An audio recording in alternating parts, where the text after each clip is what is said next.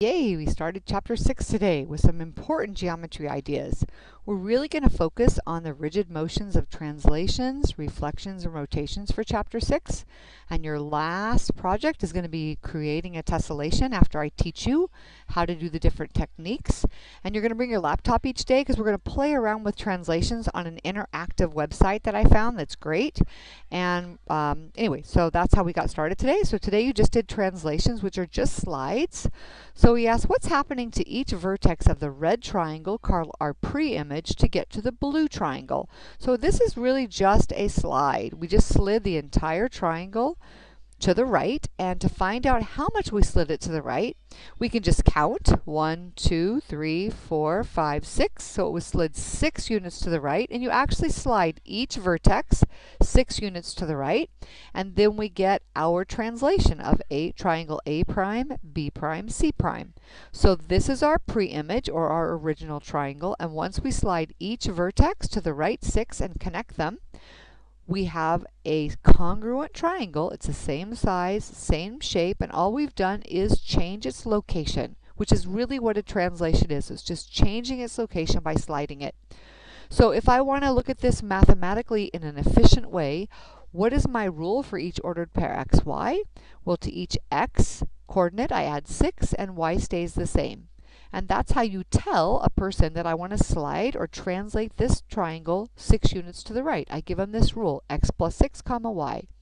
Notice the y's don't change because the y values didn't change. We didn't go up or down at all. We just went to the right 6. And remember, a translation is just changing its position. All right, so what happened this time? Well, every one of these vertices was slid down, and to find out how much down, you can just count. This is at 4. To get to 0, I go down 4, and to get to A prime at -3, I go down 3 more.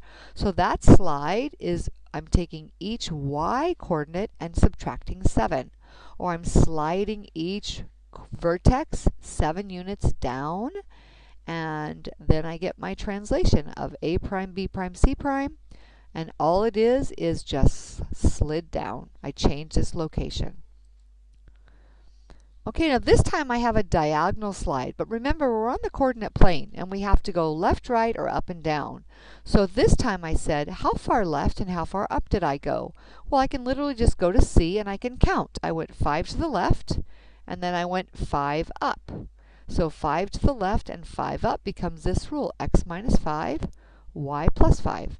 And I do that with each vertex. I go from B to B prime, I went 5 to the left and 5 up. From C to C prime, 5 to the left, 5 up. From A to A prime, 5 to the left and 5 up. I can also look at the numbers. -5 minus 5 is how I get to -10. And for the y value, 4 plus 5 is how I get to 9. And that's why I have x minus 5 comma y plus 5. So then I had you predict, and this blue triangle was over here. So you guys took turns. Whoops, it's come apart, ungrouped. So you guys took turns. I just drew the cards to see who would come and move it on my desktop. And x, y plus 3 means that the entire red triangle simply slid up 3 units to get here. And that's a translation of x comma y plus 3. X comma y plus 2, you predicted. It just means it goes down 2. So the red is my pre-image original, and notice I went down 2 for each vertex. So I know that my image here is correct. X plus 5 comma y just means I'm going to slide each of the vertices 5 to the right, and I don't go up or down. So I literally just took this entire triangle and slid it 5 to the right to get here. So it's just a slide to the right. X minus 4y means that I took my original pre-image and I slid it 4 to the left, and that's how it ended up right there in blue. Okay, so I said, how is x minus 4 different than x plus 5? When you add 5, the triangle moves to the right. When I subtract 4, it moves to the left. And then we had a double direction, so we had to slide 4 to the right and 3 up. And so you came over, you took the blue triangle, you slid 4 to the right and up 2, 3, and that's how it ended up right there. And now our original was slid 4 to the left and 3 up.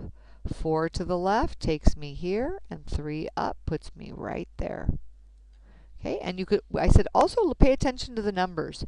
If my ordered pair for A was negative 5, 4, here's my negative 5 for the x value, here's my 4 for the y value.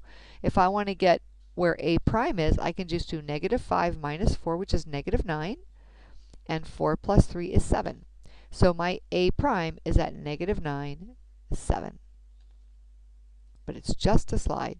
X plus 4y minus 3 means to get from here to here, I went 4 to the right and 3 down, and I can check it. 4 to the right and 3 down. And it's right on top of the original, of the blue one there. Okay, and if I have x minus 4, y minus 3, I go to the left 4 and down 3. To the left 4, 1, 2, 3, 4, and down 3, 1, 2, 3. And that's my proof that my pre-image went to the left 4 and down 3 to get my image. All right, an important word in geometry is the word congruent. If two shapes are congruent, that means you can literally pick one up and put it on top of the other one and prove that they are the exact same size and shape because one fits right on top of the other one. And that's a really important word in geometry because it means two things: same size and exact same shape. The word congruent. Okay, then I asked you to plot these coordinates on your own grid at your desks and walked around and checked, and you all had rectangle ABCD correct. And then I asked you to translate it using the rule x plus 2, y minus 3. So you simply took each vertex and you went 2 to the right and down 3. So from A to A prime, I go over 2, down 3. From B to B prime, over 2, down 3. C to C prime, over 2, down 3. And D to D prime, over 2, down 3. And then I just connect my 4 and I have my new rectangle, the image. Okay, then I asked you to use this rule, oh, that's the same one, sorry. And then I asked you to do this rule to find the next one, x minus 4, y plus 1.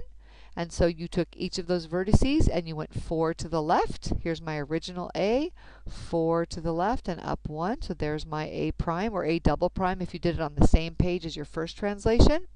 And for B, I went 4 to the left and up 1 to get B prime. And for C, I went 4 to the left and up 1 to get C prime. And for D, 4 to the left and up 1 to get D prime.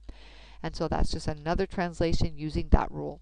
So we just did lots of translations today. So for homework, I want you to practice that a little bit, just 1 through 10 and 14 and 15 on these pages.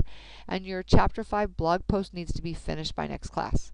All you should have to do is add your pictures and your reflection questions because we did the EQ in class. In class last class. All right, that's it.